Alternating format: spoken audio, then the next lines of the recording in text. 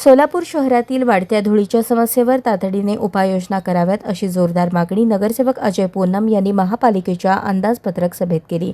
शहर धूळमुक्त करण्यासाठी पालिकेने विशेष कृती आराखडा राबवावा असे त्यांनी सुचवले।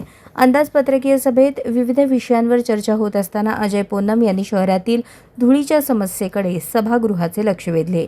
सोलापूरमध्ये रस्त्यावरील धूळ मोठ्या प्रमाणात उडत असून नागरिकांना याचा त्रास सहन करावा लागत आहे। धुळीमुळे नागरिकांमध्ये श्वसनाचे विकार वाढत असल्याची गंभीर बाब त्यांनी अधोरेखित केली। लहान मुले, ज्येष्ठ नागरिक आणि आजारी व्यक्तींना याचा अधिक त्रास होत असल्याने ही समस्या आरोग्याच्या दृष्टीने धोकादायक ठरत असल्याचे त्यांनी स्पष्ट केले। या पार्श्वभूमीवर पालिकेने नियमित रस्ते स्वच्छता, पाण्याची फवारणी, कच्च्या रस्त्यांचे पक्कीकरण आणि बांधकामावर नियंत्रण अशा उपाययोजना तातडीने राबवाव्यात अशी सूचना केली। शहराच्या आरोग्यासाठी धूळमुक्त सोलापूर ही गरज असल्याचेही त्यांनी यावेळी नमूद केले। आज इथं जो आपण 2026 व 27 करिता जे बजेट आपण इथं मांडला त्यामध्ये आपल्या सर्व सदस्यांचं खूप खूप अभिनंदन, कारण खूप चांगला आपण इथं बजेट मांडलाय। पण त्यामध्ये मला आपल्याला एक विनंती करायची आहे की धूळमुक्त सोलापूर ज्या पद्धतीने पोल्युशन झालेलं आहे सोलापूरमध्ये, आपण 2007 ते 2012 मध्ये ची धूळ काढण्यासाठी गाडी विकत घेतली होती, जवळपास 1.5 कोटी त्याची किंमत होती आणि त्या 1.5 कोटी किंमत आज मला वाटतं 1500 देखील राहिलेली नाहीये।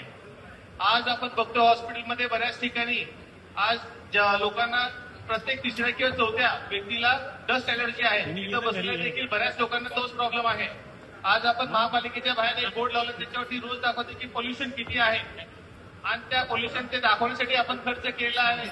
मात्र सोलापूरमध्ये इतकी धूळ आहे त्याच्यावरती कुठलंच म्हणजे आपलं कार्य आपण व्यवस्थितपणे होत नाही असं मला वाटतंय। तर मला अशी आपण विनंती आहे की आज आपण बाहेर पुण्यामध्ये वगैरे इतर मेट्रो सिटीमध्ये बघतो की तिथं ट्रॅक्टर लावून देखील धूळ उचलली जाते, तशा पद्धतीची काही यंत्रणा आपल्या इथे लावता येईल का? अजून एक म्हटलं तर की आपली पकड जी आहे ती जे लोक साफसफाई करतात, आज सोलापूरमध्ये बघण्यात आलेलं आहे की जे डिवायडर आहे त्या डिवायडरच्या बाजूला झाडू मारल्यानंतर जी धूळ येते, ती धूळ जी डस्ट आहे ती एकत्रितपणे करून ठेवली जातात व ती उचलली जात नाही। तीच पुन्हा 2 ते 3 दिवसात पुन्हा रस्त्यावर येते आणि आज आपल्या श्वसन यंत्रणेला त्याचा त्रास होतो।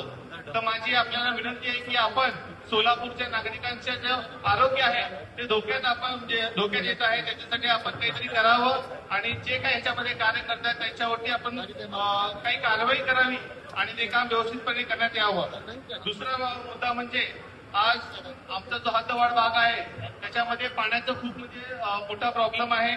आताच बोललं पण की पाण्याच्या नियोजनासाठी एक वेगळी समिती करावी, पण माझी एक विनंती आहे की आज त्या भागामध्ये पाण्याची जर अडचण असेल तर आपण एक विशेष निधी देऊन तिथं बोरची व्यवस्था जास्तीत जास्त देण्याचा एक प्रयत्न करावा, जेणेकरून लोकांना त्याचा त्रास होणार नाही। आणखीन एक म्हटल्यानंतर आज कचऱ्याचं जे नियोजन आहे, आपण बघतोय की कचऱ्याचं नियोजन सोलापूरमध्ये व्यवस्थित होत नाहीये। आज प्रत्येक रोडला जर आपण पाहिलं तर त्या ठिकाणी असं होतं की कचऱ्याची घंटा गाडी व्यवस्थित वेळेवर जे काही पुरुष मंडळी असतात